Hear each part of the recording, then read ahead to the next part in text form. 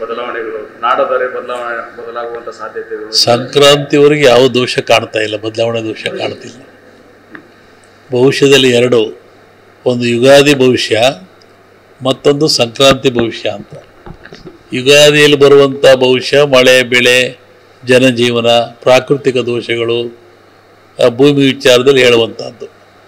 ಸಂಕ್ರಾಂತಿಯಲ್ಲಿ ಹೇಳುವಂಥ ಭವಿಷ್ಯ ರಾಜರಿಗೆ, ದೊಡ್ಡ ದೊಡ್ಡ ವ್ಯಾಪಾರಸ್ಥರಿಗೆ, ಹಗಲು ಹಡಗುಗಳಲ್ಲಿ ಬರುವಂಥವರಿಗೆ ಅದು ಆ ಭವಿಷ್ಯ ಬರುತ್ತೆ.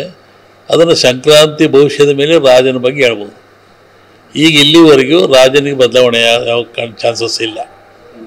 ಮುಂದೆ ಸಂಕ್ರಾಂತಿ ನಂತರ ಅದನ್ನ ನೋಡಿ ಹೇಳ್ಬೇಕು, ಅವತ್ತು ನೋಡ್ಬೇಕಲ್ಲ ಅದನ್ನು, ಅದು ನೋಡಿ ಹೇಳ್ಬೇಕು ತಾನೆ, ನಿಖರವಾಗಿ ಹೇಳ್ಬೇಕು. ನೀವು ಕೇಳ್ತಿರೋ ಅಂದಮೇಲೆ ನಿಖರದಿಂದ ಕೇಳೋದು ನೀವು. ಸದ್ಯದ ಮಟ್ಟಿಗೆ ರಾಜ ಅಲ್ಲಪ್ಪ, ನೀವು ಕೇಳೋ ಉದ್ದೇಶ ನಿಮ್ಮಲ್ಲೇ ಉತ್ತರ ಇದೆ, ಅದಕ್ಕೆ ಹೇಳ್ಬೇಕು. ಸಂಕ್ರಾಂತಿ ಮೇಲೆ ಹೇಳ್ತೀನಿ, ಮೊನ್ನೆ ಕೇಳಿರು, ಯುಗಾದಿ ಮೇಲೆ ಹೇಳ್ತೀನಿ ಅಂತ ಹೇಳಿದೆ ನಾನು ಅಲ್ವೇ.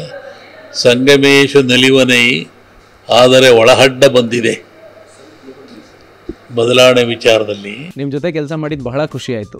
ನೀವೇ ಬೆಸ್ಟ್ ಬಾಸ್. ಇಷ್ಟು ಮ್ಯಾನೇಜರ್ ಆಗಿದ್ದೆ, ಇನ್ನು ಮುಂದೆ ಬಾಸ್ ಆಗ್ತೀನಿ. ಹೇಗೆ? ಬಾಸ್ ವಾಲಾ ಬಾಸ್ ವಾಲಾ, ಬಿ ದ ಬಾಸ್. ಸಂಗಮೇಶ ನೊಲಿವನೈ ಆದರೆ ಒಳಹಡ್ಡ ಬಂದಿದೆ. ಒಳೆಯ ಈಜಿದ್ರೆ ಬದಲಾವಣೆ ಆಗ್ಬೋದು, ಈ ಶಕ್ತಿ ಇದ್ರೆ. ಹಿಂದೆ ಹೇಳಿದ್ದೆ ನಾನು, ಹಾಲು ಮತದವ್ರಿಗೆ ಅಧಿಕಾರ ಬಂದರೆ ಬಿಡಿಸ್ಕೊಳ್ಳೋದು ಕಷ್ಟ, ಅವರಾಗೆ ಬಿಡಬೇಕು ಅಂತ ಹಿಂದೆಲ್ಲ ಹೇಳಿದ್ದೆ ನಾನು, ಒಬ್ಬಳೆಲ್ಲ ಎಲ್ಲ ಹೇಳಿದ್ದೆ ನಾನು. ಯಾಕೆಂದರೆ ವಿಜಯನಗರ ಸಾಮ್ರಾಜ್ಯ ಹಕ್ಕಬುಕ್ಕರು ಕಟ್ಟಿದವರು, ಇವತ್ತು ಅದೇ ಚಿಹ್ನೆ ಇರೋದು. ಮೈಸೂರು ದಸರಾ ಅದೇ ನಡೀತಿರತಕ್ಕಂಥದ್ದು. ಹೀಗಾಗಿ ಆ ಒಂದು ಹಾಲು ಕೆಟ್ಟರೆ ಹಾಲು ಮತ ಕೆಡಲ್ಲ ಅಂತಿದೆ. ಆ ಮತದವ್ರ ಕೈಲಿ ಅಧಿಕಾರ ಸಿಕ್ಕಿರೋದ್ರಿಂದ ಬಿಡಿಸೋದು ಕಷ್ಟ, ಅವರಾಗೆ ಬಿಟ್ಟರೆ ನಿಮಗೆ ಸಿಗುತ್ತೆ. ಏನೇ ಪ್ರಯತ್ನ ಮಾಡಿದ್ರು ಕಷ್ಟ. ಅದು ದೈವಿಚ್ಛೆ. ಅದು ಏನೋ ಹಾಕಿಬಿಟ್ಟಿರೋ ಮೇಲೆ ಊರಿಗೆ ಹೋಗ್ಬೇಕು.